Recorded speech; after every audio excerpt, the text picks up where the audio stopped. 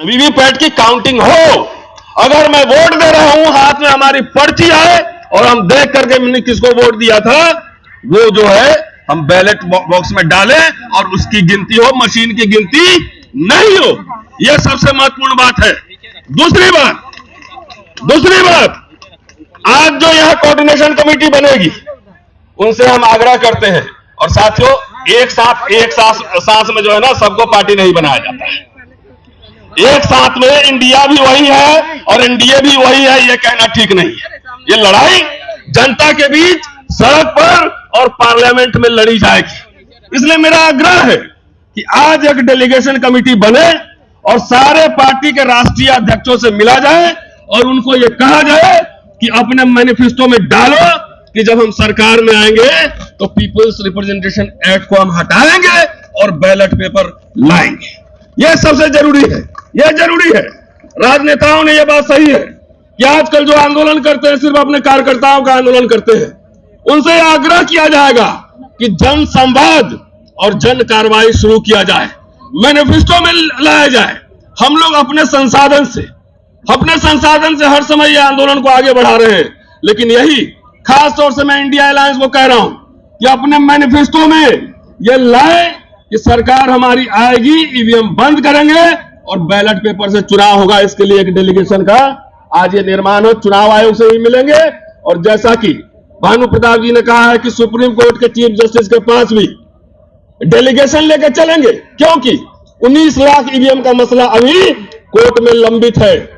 किसी पत्रकार के लिए 12 बजे रात में कोर्ट खुल सकता है, लेकिन यदि इस देश की सबसे बड़ी लोकशाही को गिरवी बना दिया गया है तो ईवीएम पे सुनवाई क्यों नहीं हो रही है? कहां गया 19 लाख ईवीएम? इसकी जानकारी कौन देगा? इसलिए कोर्ट को भी इसमें पार्टी बनाना पड़ेगा कि सरकार के हिसाब से जब आप कन्वीनियंट हो तो किसी केस की सुनवाई तो आप 2 दिन में कर लो। पिछले चुनाव से अगला चुनाव आ गया, 5 साल हो गया, ईवीएम पे सुनवाई नहीं हो रही है। क्यों नहीं हो रही है? इसके लिए हम सबको जन जागृति फैलाना पड़ेगा, इन सबको आगाह करना पड़ेगा। चलते चलते मीडिया वाले साथियों का मैं धन्यवाद इसलिए करना चाह रहा हूं कि जब ओबीसी का आंदोलन चल रहा था, एम्स में ओबीसी रिजर्वेशन के खिलाफ 10 लोग बैठते थे, पूरा गोदी मीडिया नेशनल न्यूज बनाता था और वहां पे हम लोग भी जाते थे। 200 लोग वहां पे धरने पे बैठते थे आरक्षण के समर्थन में, उसकी कोई न्यूज नहीं छपती थी। आज यहां पे गोदी मीडिया नहीं है, इसलिए चलते चलते आप सबका शुक्रिया कि आप सबकी वजह से करोड़ों लोग के पास हमारी आवाज पहुंच रही है। शुक्रिया, जय भीम। बहुत बहुत शुक्रिया। वासियों को कह रहा हूं कि वोट हमारा, राज तुम्हारा नहीं चलेगा। और ये परिवर्तन जब होने लगा तभी से ईवीएम की लीला शुरू हुई है। ये समझिए बात, एक क्रोनोलॉजी में समझा रहा हूं कि जब हमारे लोग वोट देने के लिए जागरूक हुए, तब से आपकी वोट की डकैती शुरू हो गई। साथियों, 1-2 बात और मैं कहना चाहता हूं। बहुत सारे वक्ता हैं कि देखिए, कोई भी टेक्नोलॉजी आता है, मैं शिक्षक हूं, इतिहास पढ़ाता हूं, तो वो बेहतरी के लिए आता है। सबसे पहले ईवीएम का प्रयोग 1980 में केरला में हुआ था और उसको कोर्ट ने टर्न डाउन कर दिया था।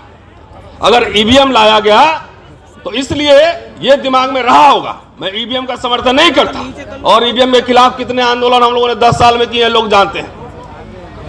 इंटेंशन क्या है यह जानना जरूरी है। जैसे अभी ईडी का कानून पिछले सरकार ने लाया था, लेकिन इस सरकार ने संशोधन करके अब आपके जेब में 10 रुपया भी है तभी ईडी वाला पकड़ लेगा, तब भी ईडी वाला पकड़ लेगा। उसी तरह का जब ईवीएम आया था, आज कांग्रेस पार्टी भी उसका विरोध कर रही है। अगर सब समय डकैती होता रहता तो 2014 में सरकार कैसे बदलती? इसका मतलब है कि मशीन के साथ हेराफेरी होती है और ये बात सारे पॉलिटिकल पार्टी के लोग अब समझ रहे हैं। जनता जाग रही है, पूरे देश भर में ईवीएम के खिलाफ आंदोलन हो रहे हैं, पूरे देश में। मैं सिर्फ 2 प्रस्ताव रखना चाह रहा हूं कि ईवीएम जो है वो हटेगा संसद से। जब तक पीपल्स रिप्रेजेंटेशन एक्ट में बदलाव नहीं होगा, तब तक ये मामला बनने वाला नहीं। तो इसलिए हम चाहते हैं कि जब ईवीएम से अगर चुनाव भी हो, भानु प्रताप जी,